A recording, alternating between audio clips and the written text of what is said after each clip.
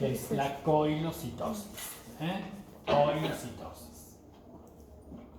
Muy bien. Entonces, basándonos en las características macroscópicas fundamentalmente, yo tengo que tomar la decisión de qué técnica biópsica voy a utilizar de acuerdo al tipo de lesión elemental.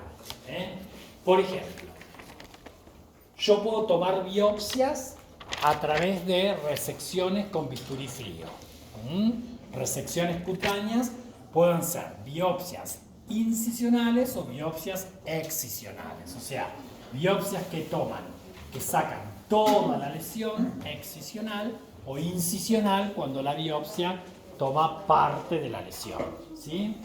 Bueno, ¿cuándo voy a hacer yo una biopsia de este tipo? Especialmente cuando pienso por la macroscopía de que es una lesión que ocupa dermis y o hipodermis. ¿Sí? Dermis y o hipodermis.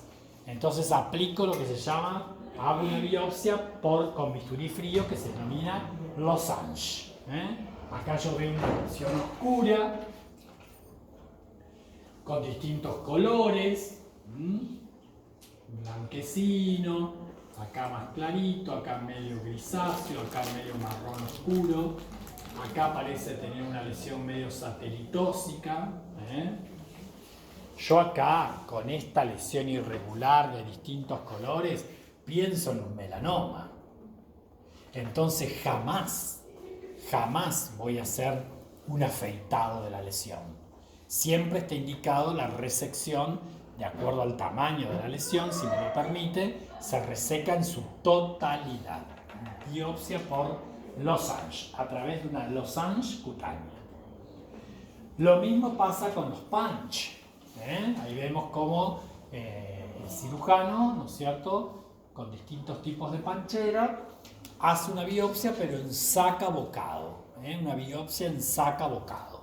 ¿Sí? Esto también tiene que ser para una biopsia, para una lesión donde yo presumo que la lesión es dérmica o hipodérmica, o para el estudio, por ejemplo, de patología del folículo. Por ejemplo, a ver, si yo tengo una lesión en antebrazo, ¿no?, y otra en la cara, que es de color café con leche, como una, vamos a decir, nódulo, porque son lesiones café con leche sobrelevadas de hasta 1 centímetro, ¿no?, que tienen un centro a veces más clarito, y después café con leche, sobrelevadas, mayor de 1 centímetro, y que la pincho y la paciente no siente nada. ¿En qué pensamos? Lepra. Muy bien. Pensamos en lepra. Entonces, si yo pienso en lepra como médico general, ¿cómo va a ser la biopsia? ¿Qué uso para hacer una biopsia? ¿Un shave? ¿Un afeitado de la lesión? No, ¿no es cierto? Tengo que hacer una biopsia que me comprometa hasta lo más profundo que pueda. Entonces, generalmente son punch, profundos. Porque ¿qué me interesa saber en la lepra? Más allá de ver el infiltrado granulomatoso que tiene con las células de la lepra, ¿no es cierto?, tengo que ver si hay compromiso, ¿no es cierto?, neural. ¿Se acuerdan que la lepra tiene un compromiso inflamatorio crónico, ¿no es cierto?, granulomatoso, con células claras de la lepra que se llaman, o células de Virchow que se llaman, y que se disponen en forma perianexial, perivascular, perineural. Entonces tengo que ir a buscar el filete nervioso allá abajo. No puedo hacer un afeitado. Eso es lo que trato de inculcar. O sea, ustedes tienen que conocer muy bien la lesión para pensar en un diagnóstico, ¿no es cierto?, y para ver qué biopsia van a hacer. Por losange, por punch. Bueno, lo mismo pasa con la patología del pelo. Bien, y ahí vemos distintos punch. En este caso, si esto es para estudiar patología del pelo, ya que vemos pelos acá, un punch lo corto así para ver la longitud del folículo, estudiarlo en su longitud, y otro punch lo corto así para ver todo lo demás, ¿no es cierto? Maduración de los folículos, número del folículo, en qué estadio está el folículo, etc.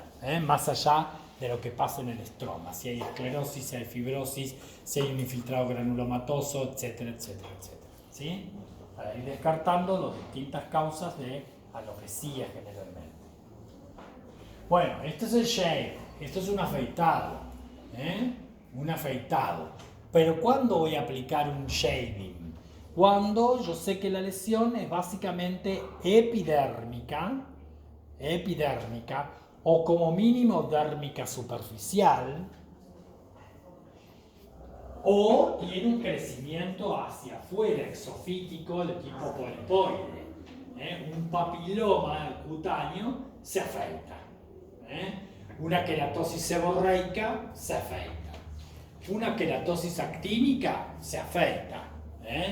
Entonces yo tengo que ver qué tipo de lesión estoy enfrentando para ver cómo la voy a sacar. El shaving, ven que es un afeitado, ven cómo pasa, comprime, pasa y afeita, sale la piecita así y siempre yo, bueno, la voy a seccionar la pieza y la voy a incluir siempre de canto, de canto en la parafina, digo, ¿no? Por si la pongo así, cuando la corten, no voy a ver el espesor de la lesión, que es lo que me interesa a mí, ¿no? Bueno, shave. Para lesiones superficiales, preferentemente epidérmicas o de crecimiento exofílico.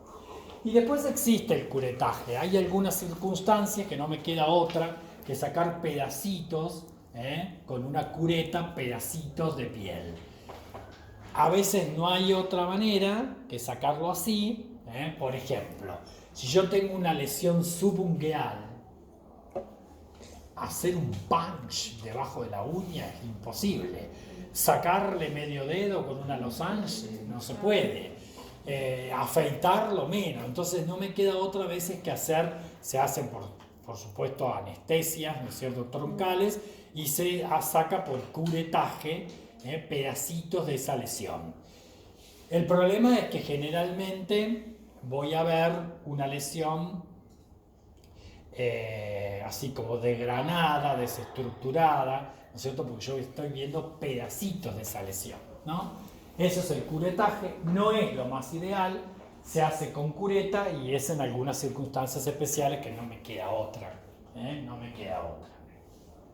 Bueno, y ahora vamos a ver algunos ejemplos de enfermedades inflamatorias de la piel, y ustedes me van a ir contando los hallazgos, para ver si podemos explicar las lesiones macro y microscópicas. Bueno, lo primero que vamos a ver es un casito de un eczema agudo, o dermatitis aguda, que se llama, dermatitis aguda. La mayoría de estas dermatitis son dermatitis espongióticas, o eczema, que se llaman también, ¿no? Eczema del griego significa hervir, porque la lesión característica es una lesión roja.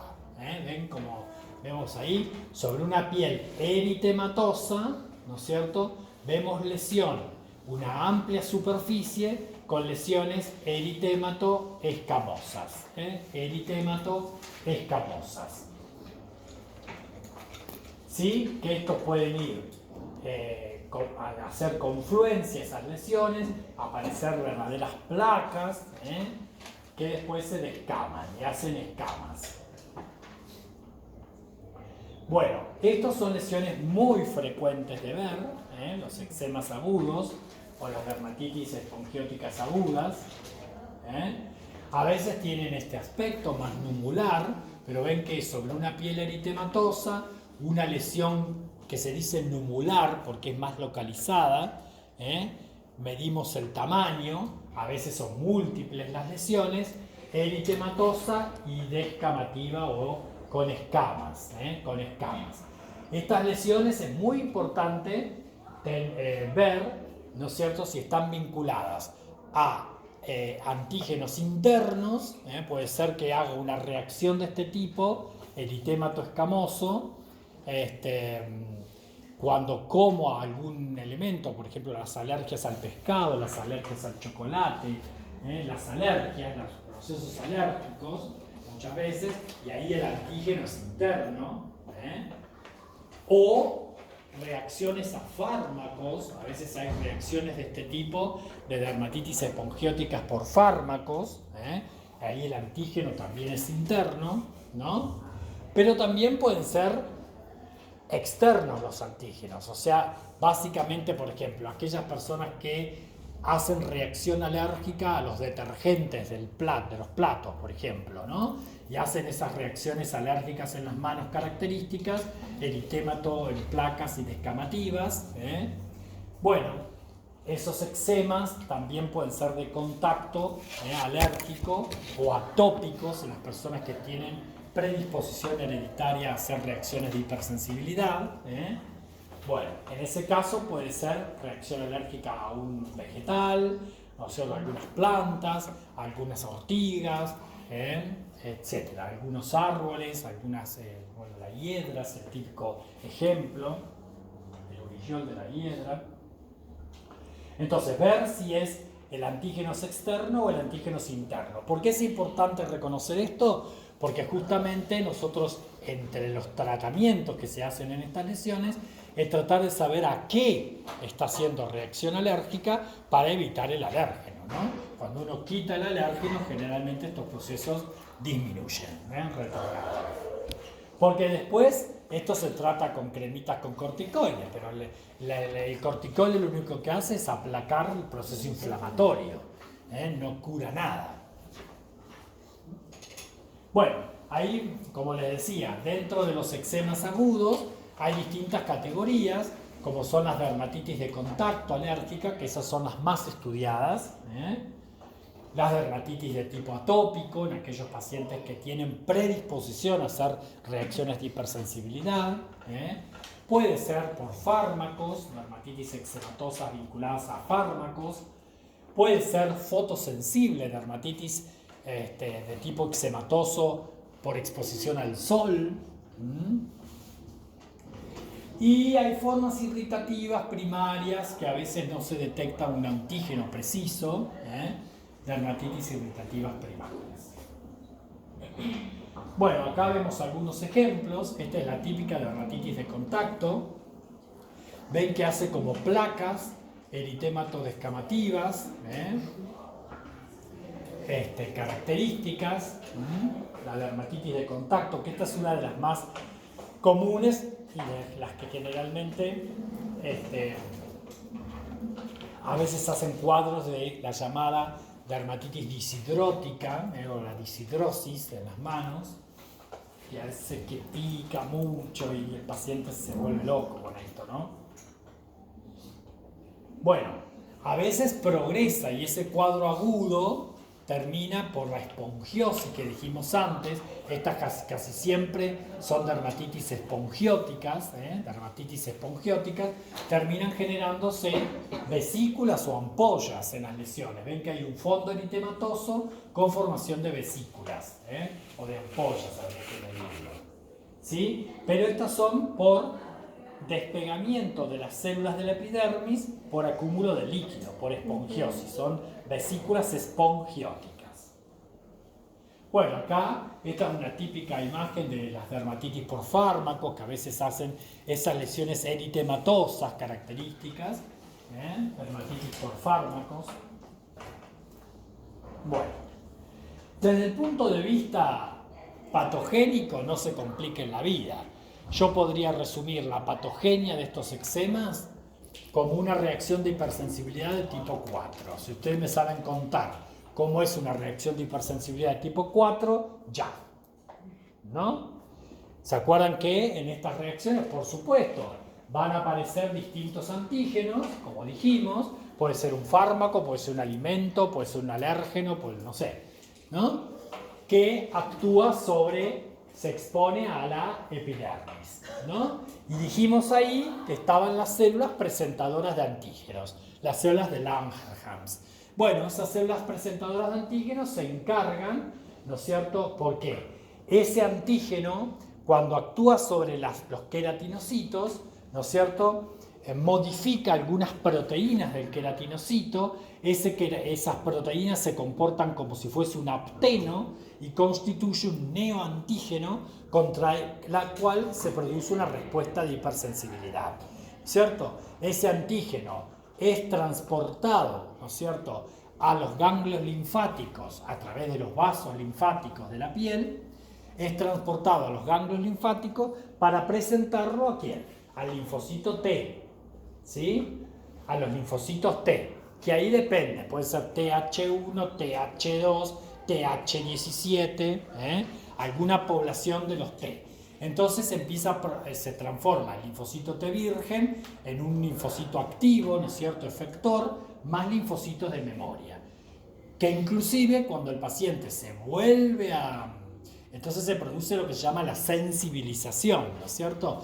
Cuando se vuelve a exponer al antígeno, se produce una respuesta muy rápida, violenta, por los linfocitos T de memoria, ¿sí? Y por supuesto esos linfocitos van a generar una que se llama sopa de citocinas, con liberación de múltiples citocinas y quimiosinas, interleuquina 2, interleuquina 1 beta, factor de necrosis tumoral alfa, factores, todos distintas interleuquinas, de acuerdo, como ustedes ya saben, a que la población de linfocitos sea TH2 o TH1, ¿sí? Citocinas y quimiosinas que son las responsables del edema y de la proliferación celular, ¿no es cierto?, de la respuesta inflamatoria en definitiva, ¿sí? Supónganse que el antígeno sea un fármaco, está bien, voy a ver una respuesta linfocítica inflamatoria, ¿no es cierto?, pero ahí predomina muchas veces en el infiltrado inflamatorio ¿qué célula? Si es un fármaco. Cuando uno hace una reacción alérgica a fármacos, los eosinófilos, los eosinófilos, ¿sí? Entonces, siempre que yo vea mucho eosinófilo en este tipo de reacción, ese es un patrón que se dice de tipo urticariforme. Las urticarias, que macroscópicamente se manifiestan con abones o con ronchas, las urticarias, cuando tienen mucho eosinófilo. Pero puede haber mucho linfocito.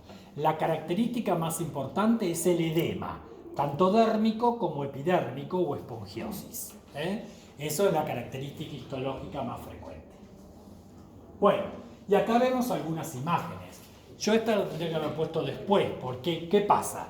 Esto a medida que va progresando en el tiempo, va evolucionando, y eso es un concepto muy importante en piel, ¿no es cierto?, para tener en cuenta cuando yo hago la biopsia, es la evolución de la lesión. Ustedes me tienen que decir, ¿cuánto hace que tiene esa lesión, señora? ¿Cuánto hace? Porque si hace un mes que la tiene, ¿no es cierto?, yo voy a tratar de buscar para la biopsia las lesiones más recientes.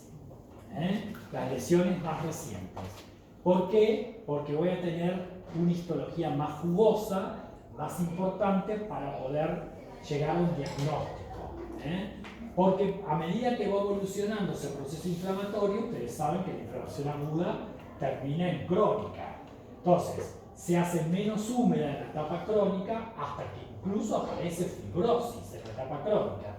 Entonces, por ahí el aspecto histológico es tan sutil que no es patognomónico de nada. Yo lo único que puedo decir es una dermatitis crónica. No le puedo poner un nombre. Entonces, en ese caso es muy importante también no solo tener en cuenta los datos clínicos, la edad de la paciente y la localización de las lesiones, sino saber tiempo de evolución. Es muy importante tiempo de evolución de las lesiones, ¿sí? Esto sería una etapa mucho más avanzada, porque fíjense que yo tengo, a ver, ¿cómo describiríamos esto? Yo tengo una epidermis que tiene acantosis, ¿sí? ¿Tiene espongiosis? Sí, tiene espongiosis. Pero ya la espongiosis ha retrogradado bastante, no es tan grosera, ¿no? Y está empezando a aparecer algún núcleo ahí en la capa córnea, o sea que hay paraqueratosis. Esto es signo de cronicidad, la paraqueratosis, ¿sí? a lo que se le agrega un infiltrado dérmico bastante profuso, pero crónico también, ¿no es cierto? Crónico. Entonces, esto es una dermatitis, por lo menos yo le pondría esto, dermatitis subaguda, con espongiosis moderada. Dermatitis subaguda espongiótica moderada. Correlacionar con clínica para ver si esto es de contacto, si es por fármaco. Eso no lo puedo decir yo con exactitud. Puedo decir probablemente de origen farmacológico o relacionado a una farmacodermia, porque yo veo mucho eosinófilo, pero lo puedo sugerir. Eso me lo va a decir la paciente, la clínica y el médico que hizo la biopsia. Probablemente yo no lo pueda saber con exactitud histológicamente. ¿En qué parte se ve ahí la esfangiosis? Y ven que los queratinocitos están separados, acá hay líquido. Hay una espongiosis leve, hay una acantosis importante y hay un poquito de paraqueratosis en superficie, con un infiltrado crónico en la dermis, intersticial y perivascular. ¿Sí? Habría que después ver exactamente el infiltrado, si está compuesto solamente de linfocitos, si hay linfocitos y eosinófilos, si hay linfocitos y neutrófilos, si hay algún macrófago, eso hay que verlo, ¿no es cierto? Histológicamente. Acá el cuadro es un poco más agudo. Ves que hay una espongiosis más marcada, ya tendiendo a ser vesiculización intraepidérmica, ¿cierto? El infiltrado es un poco más leve, hay espongiosis más marcada con acantosis regular, una acantosis moderada, podríamos decir, ¿no? El rasgo más importante de estos cuadros eczematosos es la espongiosis, que puede ser leve, moderada o marcada. Cuando es muy marcada, termina siendo vesículas. Vesículas. Y eso depende de la evolución de la lesión, hasta que se cronifica. Bueno, esta es otra entidad, ¿no es cierto? Bueno, esto puede comprometer el cuero cabelludo, puede comprometer la cara, puede comprometer los codos, las rodillas, la zona lumbosacra, incluso los genitales, las flexuras, etc. ¿No? La lesión patognomónica es esta, que es una placa de color rosa salmón, ¿no es cierto? Descamativa, ¿no es cierto? Con escamas. Una placa con escamas, ¿sí? Típico, esto es altamente sugestivo cuando yo lo veo, de una psoriasis. Es altamente sugestivo. Vamos a ver después, sí o sí, tengo que hacer biopsia para confirmarla. ¿Sí? Biopsia para confirmarla. Yo tengo esta lesión en el codo, ¿no es cierto? ¿Qué tipo de biopsia le haría? ¿Le harían una losange cutánea? ¿Un curetaje? ¿Un punch? ¿O un shaving? Están locos. ¿Saben lo que es afeitarle todo el codo? Un punch, ¿cierto? Un punch, dos punch, para ver la histología. Y con un punch simplemente, o de dos lesiones distintas, ¿no es cierto?, puedo arribar al diagnóstico de psoriasis. Con un punch. Esa sería lo más adecuado. ¿De dónde toman la muestra? ¿De la periferia o No, el punch acá lo podemos hacer de la zona central. Acá no hay problema. Los punch se toman generalmente, ¿no es cierto?, de la periferia en las lesiones ulceradas.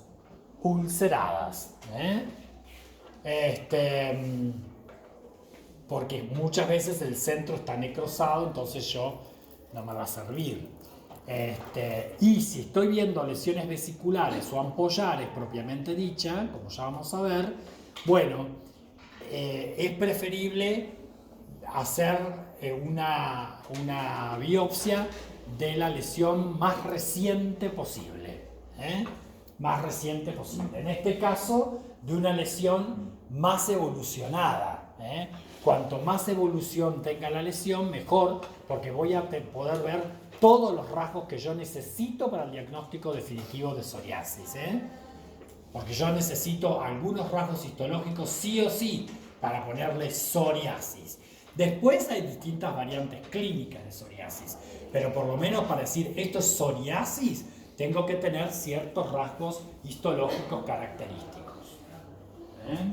Bueno, acá vemos otra lesión característica que puede ser en cuero cabelludo. Bueno, consideremos que es una lesión, como dice ahí, puede aparecer en cualquier sitio, hay sitios más frecuentes. Codo, rodilla, lumbo sacra, en cuero cabelludo son las lesiones más frecuentes, ¿sí? Y es una lesión remitente, ¿es una dermatopatía inflamatoria? Sí, crónica. Acá es crónica, desde el vamos es crónica. Y es remitente, quiere decir que son lesiones que retrogradan, se alivian y recrudecen. Retrogradan y recrudecen. Por ahí el paciente con tratamiento, o a veces sin tratamiento, las lesiones remiten. Y a veces expuesto a distintas situaciones, como ya vamos a ver, las lesiones vuelven a florecer y aparecen mucho más importantes que antes. Depende de la condición. Ahora vamos a ver eso. Bueno, esto es una variante de la psoriasis que cuando complica los pies y las uñas especialmente, cuando compromete las uñas, esto se llama acropustulosis de Jalapó, que es una variante de la psoriasis, una variante clínica de la psoriasis, la acropustulosis de Jalapó. Compromiso de pies y uñas.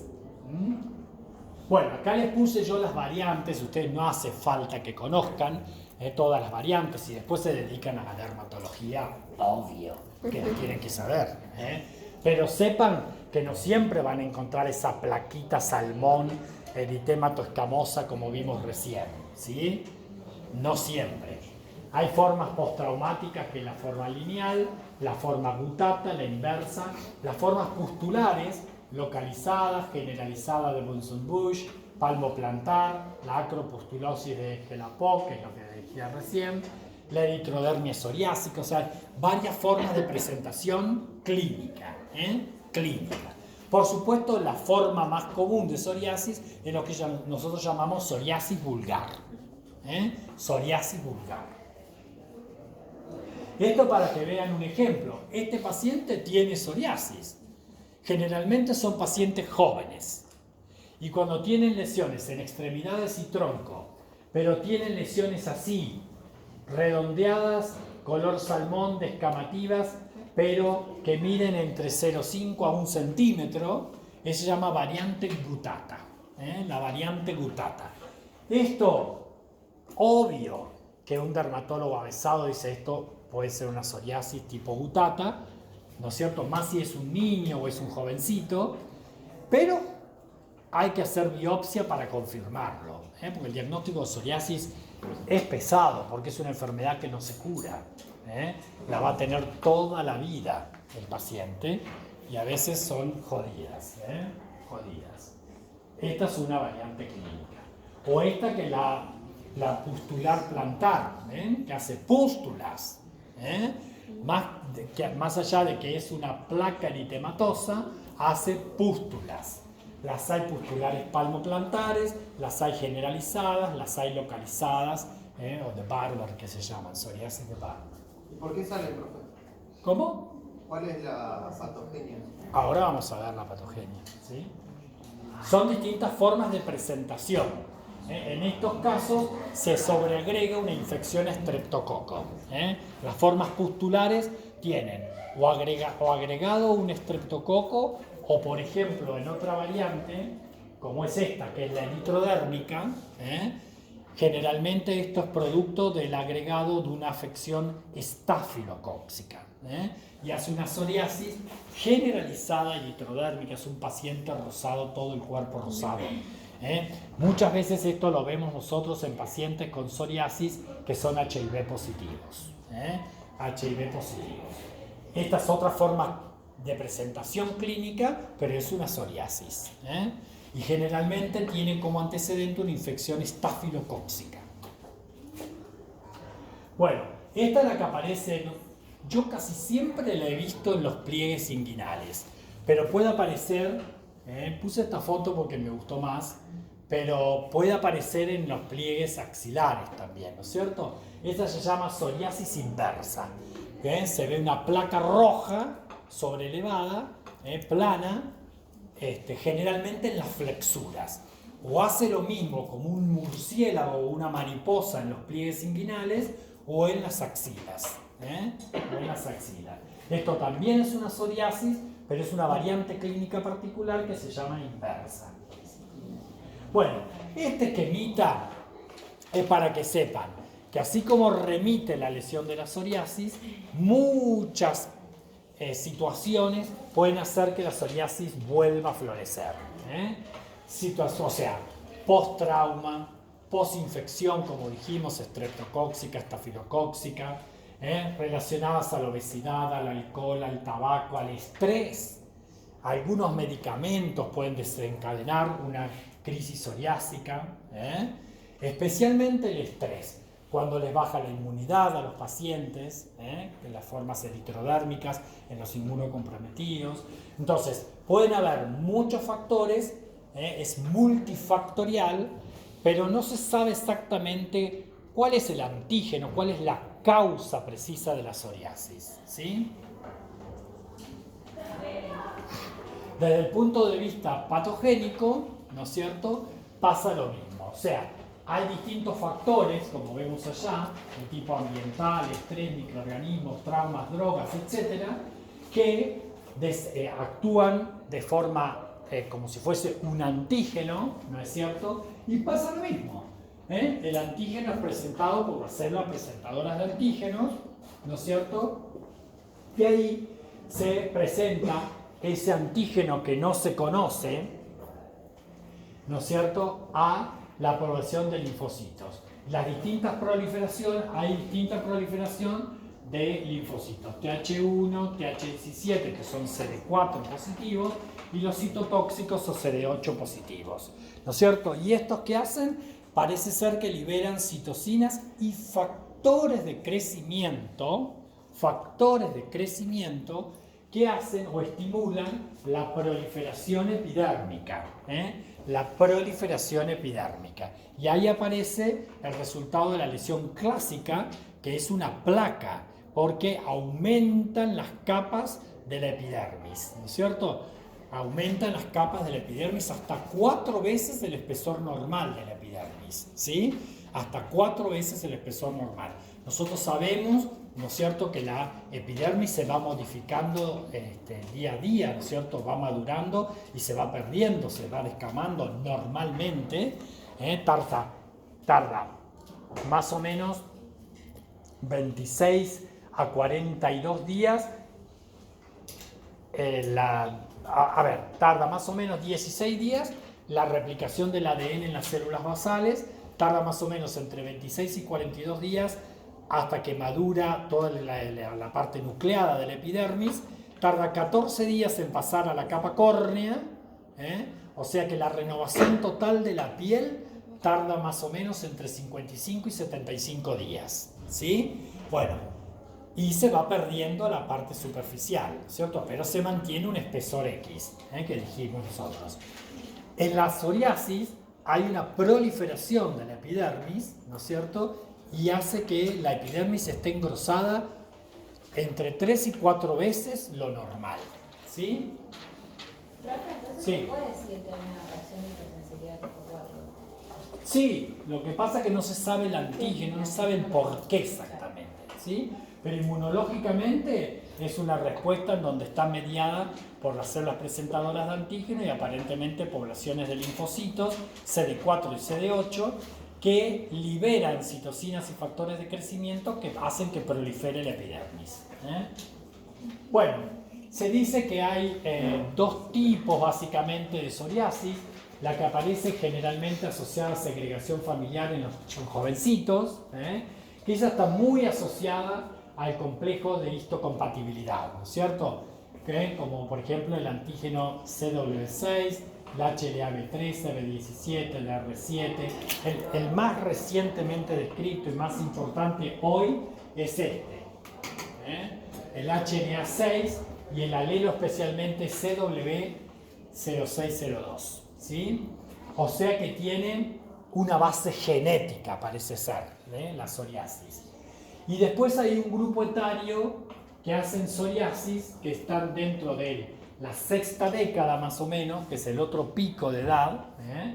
Aparentemente no tiene nada que ver con la segregación familiar y casi no se ve asociación con el sistema HLA, ¿sí? O sea, habrían como dos picos de la enfermedad, en los jovencitos y adolescentes y en los pacientes de 60 años para arriba.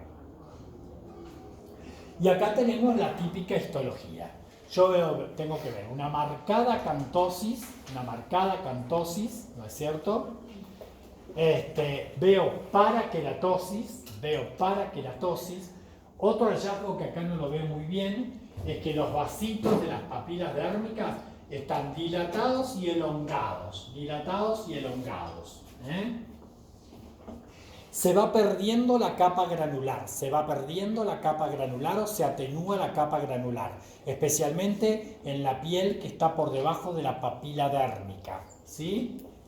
Entonces, acantosis regular. Fíjense que si yo trazo una línea, casi toda la acantosis está en la misma línea, Distinto es cuando yo veo una cresta acá, la otra allá, eso se llama acantosis irregular.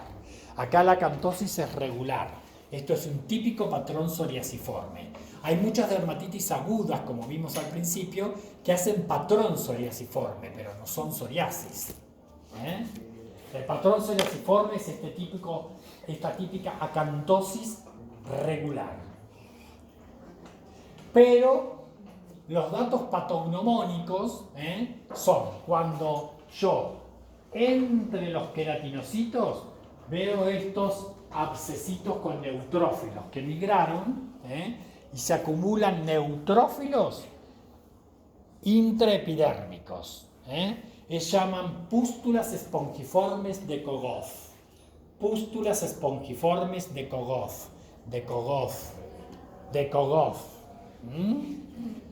Eso es un dato patognomónico de la psoriasis. O cuando yo veo esos microabscesos de neutrófilos, pero en el estrato paraqueratósico. Si lo veo a nivel intraepidérmico, se llama pústula espongiforme de Kogoff. Pero si yo lo veo en el estrato paraqueratósico, o sea, a nivel de la paraqueratosis, se llaman microabscesos de Munro. Si yo veo microabscesos de Munro y veo pústulas espongiformes, es psoriasis de acá a la China. ¿Qué son, profe, los microabscesos de Munro de verdad? Son abscesos en el estrato paraqueratósico. Ven que tengo básicamente polimorfonucleares neutrófilos. Bueno, esto clínicamente es muy importante. Más que lo de arriba, que es el signo de la última película, es esto. Cuando yo saco la escamita de la psoriasis y me queda un punto hemorrágico, es porque en la papila dérmica yo le dije que habían vasitos dilatados y afinamiento del estrato de Malpighi por encima de la papila dérmica, con atenuación de la capa granulosa. Entonces tengo poquita epidermis arriba de la papila dérmica que tienen vasitos dilatados y elongados. Entonces cuando yo saco la escama, enseguida sangra el vasito y me queda un puntito sangrante que se llama del rocío sanguinolento. Acá yo saqué la escama, como ven ahí, saqué la escama y sangró el centro. Eso es típico, es un signo típico de la psoriasis, que se llama signo de Auspitz. Signo de Auspitz. Bueno, esto es lo que yo les decía, ¿no es cierto? Por distintos factores desencadenantes, las lesiones que retrogradaron de la psoriasis pueden recrudecer. Pueden recrudecer. Este fenómeno, que se llama fenómeno de Koebner, no es patognomónico de la psoriasis. El líquen plano, por ejemplo, ante el traumatismo, por ejemplo, puede recrudecer también. Pero la psoriasis hace fenómeno de Koebner. traumas, infecciones, estrés, fármacos, alcohol, tabaco, una lesión que estaba aplacada, casi borrada, por allí hace que recrudezca la lesión, ¿sí? Se llama fenómeno de Koebner, cuando yo, por ejemplo, no sé, fricciono la zona de lesión, traumatizo la lesión, no sé, la lesión vuelve a aparecer mucho más florida. O algún fármaco la estimula, o el tabaco, etc. Hay distintos desencadenantes. La otra entidad que tenemos que conocer es la del líquen plano. El líquen plano es una lesión que afecta preferentemente la piel, pero también las mucosas, e incluso en un 10% afecta las uñas también. Y se caracteriza por estas lesiones que ahora las vamos a describir, que fíjense que son lesiones papulares o en plaquitas más grandes, ¿no es cierto?, con ese puntillado o a veces estrías blanquecinas características.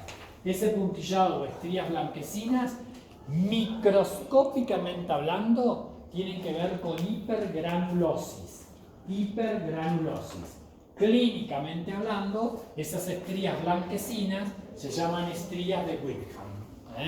Las estrías de Wickham del líquen plano, ¿no es cierto?, se deben microscópicamente a hipergranulosis. Hipergranulosis. Estas son las características del líquen plano. Las 6 P. ¿Sí? Bueno, por ahí una se me reviró, no sé por qué. Pápulas o placas purpúricas, o son moradas, rojas, planas, poligonales y pruriginosas. Las 6 P del líquen plano. Son pápulas o placas purpúricas planas, poligonales y pruriginosas. Muy común de verlo también en el glande, en el pene, en los varones. Muy común. Bueno, acá vemos, el líquen plano también tiene muchas variantes. Hay líquen plano asociado al lupus eritematoso, hay líquen plano asociado, ¿no es cierto?, a la distrofia de las 20 uñas, hay líquen planos actínicos, hipertróficos, lineales, anulares, etc. No importa para ustedes. Bueno, acá vemos múltiples lesiones, porque generalmente son múltiples en muchas partes del cuerpo, y otra característica importante es que son simétricas. O sea, si tengo acá, si tengo en la mano, tengo en esta otra mano, si tengo en un pene, tengo en el otro lado del pene. Siempre son simétricas. Acá vemos unas lesiones en el glande. Lesiones en el glande, ven que son como pápulas, con esas estrías de Wickham y el fondo purpúrico rojizo. Es el líquen plano genital. Generalmente son lesiones persistentes, pero que se autolimitan. Más o menos en 1 a 2 años retrogradan solas. Por supuesto se puede hacer un tratamiento, pero si no, retrogradan solas. Es importante, bueno, acá vemos el líquen plano en mucosas, que hace ese patrón reticular. En este caso en el carrillo, en la mucosa oral. Ojo en las semimucosas como el pene, o en la mucosa como en la boca, que el líquen plano puede terminar en carcinoma escamoso. ¿Se acuerdan cuando nosotros hablábamos de cáncer de pene? Que decíamos que el líquen plano era una lesión precursora del carcinoma escamoso del pene. Pero eso es en semimucosas o en mucosas. El líquen en la piel, no. Generalmente retrograda en forma espontánea, lo que pasa es que persiste y puede estar 2 años con esas lesiones. Son múltiples, simétricas, entonces el paciente se asusta porque tiene esas lesiones en placa que le pican además por todos lados en el cuerpo, extremidades, troncos, nalgas, pene, es horrible, ¿sí? Y son muy pruriginosas, se desespera porque les pica mucho, ¿sí? Bien, y como son muy purpúricas y sobrelevadas, guay en los pacientes jovencitos, un diagnóstico diferencial. Me pasó una vez con una alumna de patología que me vino a mostrar sus lesiones, que después le hicimos una biopsia y la vi, pero un diagnóstico diferencial es el sarcoma de Kaposi, más cuando afecta las piernas, los miembros. Bueno, el Kaposi puede aparecer en el pene, ¿no? Y hace una lesión roja purpúrica sobrelevada parecida. Lo que no tiene el Kaposi son las estrías de Whitham. Bueno, también, acá no se sabe bien cuál es la causa, aparentemente distintos tipos de antígenos, siempre lo mismo, ¿no? Presentado por las células de Langerhans, que generan una respuesta inmune a cargo de linfocitos. Acá lo que se agrega, por supuesto, con la liberación de citocinas o quimiosinas, ¿no es cierto? Acá lo que se agrega en la patogenia es que se desencadena la apoptosis, ¿ven? A través de la vía extrínseca o intrínseca y hace apoptosis de los queratinocitos, apoptosis de los queratinocitos. Y una vacuolización a cargo de metaloproteinasas de matriz de la membrana basal. Vacuolización y apoptosis. Eso es lo que se agrega en la patogenia de estas lesiones. Y acá tenemos la histología. La histología básicamente tiene un infiltrado linfocítico en banda. Infiltrado linfocítico en banda, difuso, ¿sí? Por debajo del epidermis. Infiltrado linfocítico en banda. Tiene vacuolización de la capa basal, con esfumado. Ven que no veo bien la unión dermoepidérmica. Esto es una típica dermatitis de interfase que se conoce, ¿no es cierto? Cuando hay vacuolización basal y un esfumado inflamatorio que no me permite ver bien la unión dermoepidérmica, eso se llama dermatitis de interfase, ¿sí? Y ya empezamos a ver algunos cuerpos coloides acá, células en apoptosis, ¿sí? Puede tener atrofia epidérmica o puede tener acantosis. Lo que no tiene, y lo subrayan en rojo, el líquen plano es paraqueratosis. Si ustedes ven paraqueratosis, eso no es un líquen plano, ¿sí? La paraqueratosis es un hallazgo en contra del líquen plano. Digo esto porque hay lesiones que se parecen, que tienen una histología similar, por ejemplo la queratosis liquenoide, tiene una histología similar, pero la queratosis liquenoide tiene una paraqueratosis así. Entonces es muy importante eso. Pueden tener acantosis, pueden tener adelgazamiento de la epidermis, ¿no? Hay básicamente vacuolización basal, infiltrado linfocítico en banda, cuerpos de Sivate, cuerpos coloides por apoptosis, pero no tengo paraqueratosis. Bueno, acá, para que vean bien la vacuolización de los queratinocitos de la base, ven, vacuolados, y los cuerpos apoptóticos.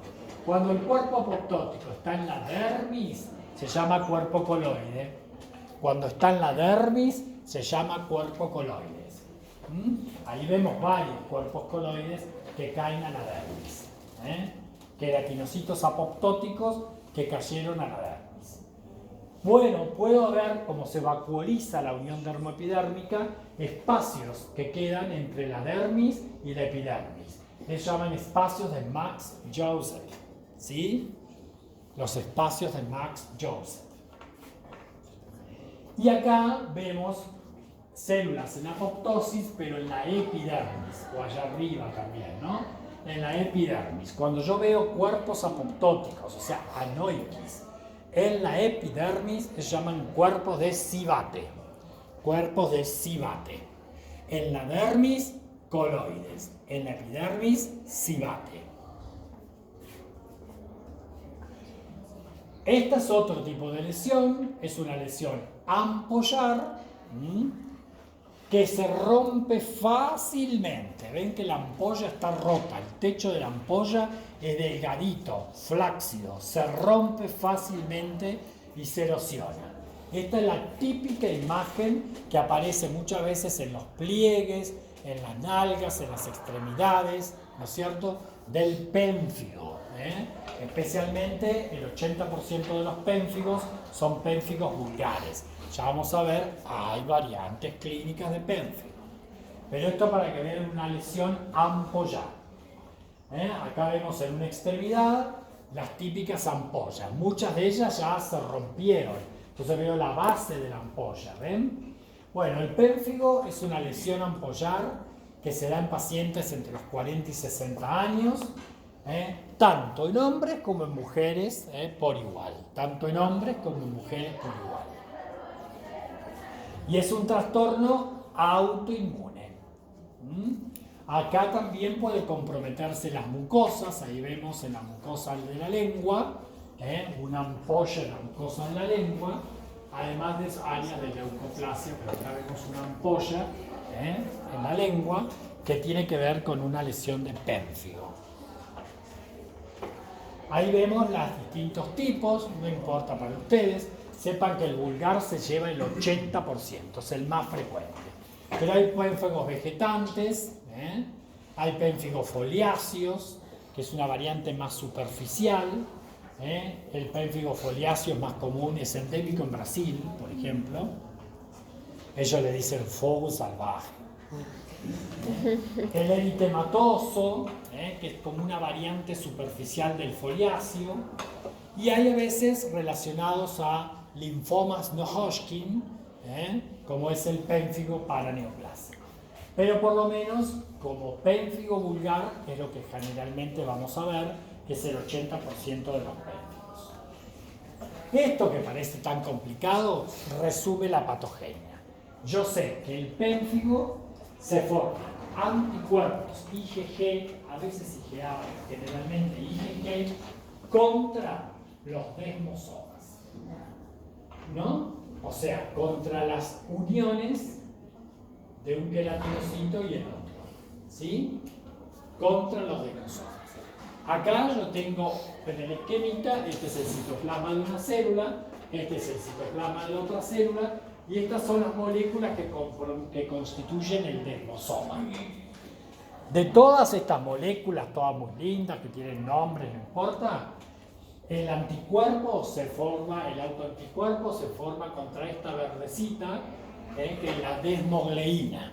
Hay desmogleína 3 y desmogleína 1. El pénfigo vulgar generalmente es contra la desmogleína 1. En el foliáceo es contra la desmogleína 3. Pero recuerden, se forman anticuerpos contra una proteína del desmosoma, ¿sí? Que es la desmogleína 3 o 1. La desmogleína 1 es más concentrada en la superficie, la desmogleína 3 más concentrada en la profundidad de la epidermis. ¿Sí? No, porque ahí decía otra vez. La 1 es contra la 3 contra el 24. Bueno, ¿sí? Son anticuerpos contra la desmogleína, no importa. Después si es contra la 1 o contra la 3, es para ver las distintas variantes, básicamente, ¿no es cierto? Contra la desmogleína 3, entonces es el vulgar. ¿Sí? Entonces se produce la disolución de ese desmosoma y se separan las células. Hay predisposición genética, como vemos ahí, para hacer este tipo de patología. ¿Sí? Bueno, ahí para que vean esquemáticamente, ¿no es cierto?, los queratinocitos de una piel normal y cómo se forman los anticuerpos contra el desmosoma, Y así serían las lesiones. ¿Qué caracterizan a las lesiones del pénfigo? La cantolisis. La cantolisis, o sea, la disolución de las uniones intercelulares entre un queratinocito y la otra. Lo que pasa es que la ampolla del pénfigo es intraepidérmica. Intraepidérmica. Acantolítica, pero intraepidérmica. ¿Ven? que yo tengo queratinocitos en la base y después por disolución las células que se soltaron acá, que nadan en el líquido de la ampolla, pierden su forma poliédrica para hacerse más redondeadas y quedan sueltas en ese líquido, ¿sí? Pero siempre hay una lápida basal, una lápida basal, una lápida basal. Entonces, la lesión característica del pénfigo, especialmente del vulgar, que es el 80%, es una ampolla, ¿no es cierto?, acantolítica intraepidérmica, suprabasal, ¿sí? Acá vemos con más detalle, ¿ven? La disolución de las uniones, cómo se sueltan las células, hace la ampolla, pero siempre está por encima de la basal, con esa lápida de queratinocitos basales que va quedando, ¿sí? Ahí ven bien toda la disposición de los queratinocitos basales, o sea que la ampolla siempre es suprabasal, acantolítica y suprabasal. Y a veces tiene un infiltrado que puede ser linfocítico con eosinófilos. Linfocíticos con eosinófilos. Acá sí o sí tengo que hacer inmunofluorescencia. Acá en el Hospital Castro Rendón se hace la inmunofluorescencia. Y el patrón de inmunofluorescencia del pénfigo es patrón reticular. En toda la extensión de la epidermis. Así se ve la inmunofluorescencia de una lesión de pénfigo, ¿sí? Patrón reticular. Porque después tenemos el pemfigoide ampollar. El pemfigoide ampollar son ampollas, pero las ampollas son tensas, difíciles de romper. El pemfigoide fácil de romper. El pénfigo fácil de romper. En el pénfigo, las lesiones mucosas aparecen después que las cutáneas. En el pemfigoide, las lesiones mucosas suelen aparecer antes que las cutáneas, ¿sí? Y las ampollas son tensas, difíciles de romper. Bueno, pueden aparecer en distintas partes del cuerpo, así como en las mucosas. Esto se da generalmente en personas mayores, piel y mucosa. Y la patogenia tiene que ver fundamentalmente con la formación de autoanticuerpos contra una proteína de los hemidesmosomas, o sea, de la unión del queratinocito basal con la membrana basal. ¿Se entendió? Que básicamente es contra esta proteína, que es el antígeno del pemfigoide ampollar, es el BPAC2, contra esa molécula, el BPAC2, hemidesmosomas. Y la ampolla, ven que es subepidérmica, no es intraepidérmica suprabasal, es subepidérmica. Es una ampolla, pero está por debajo de la epidermis, o sea, a nivel de la dermis superficial. Se suelta la epidermis de la dermis, ¿sí? Ampolla subepidérmica. Acá la vemos con detalle, que suele también tener un infiltrado linfocítico y eosinofílico, ¿sí? Ahí ven la ampolla, que no tiene esa lápida abajo, es subepidérmica, ¿sí? Y la inmunofluorescencia, porque para todas las ampollares hay que hacer inmunofluorescencia, el patrón es lineal, continuo lineal, porque se van formando los anticuerpos contra las proteínas de los hemidesmosomas en la parte basal. Entonces ven que hace ese patrón lineal de inmunofluorescencia.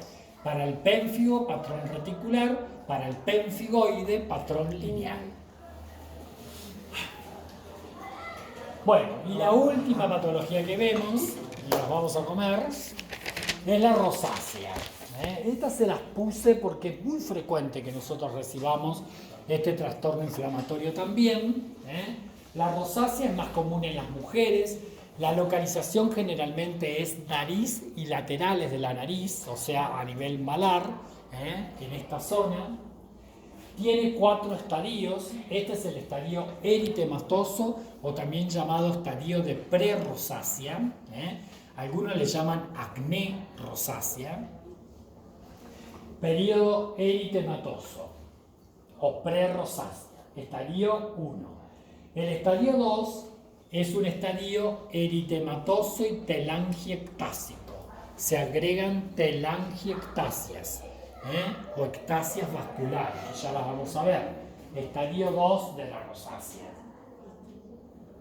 En el estadio 3 se agregan pústulas. Es eritémato pápulo-pustular. Eritémato pápulo-pustular. Estadio 3 de la rosácea. Y el estadio 4 es la rinofima, ¿sí? Donde confluyen las pápulas y aumenta el componente sebáceo, especialmente en la nariz y en las alas de la nariz. Rinofima, ¿sí? Estadio 4. Ahí no se ve bien, pero rinofima, dice. 4 estadios de la rosácea. Se cree que hay desencadenantes microbianos que activarían estos receptores, los TLR2, que generarían un aumento de la expresión en los queratinocitos de la calicreína 5. Eso generaría un aumento de la concentración de la catelicidina, que es un péptido antimicrobiano.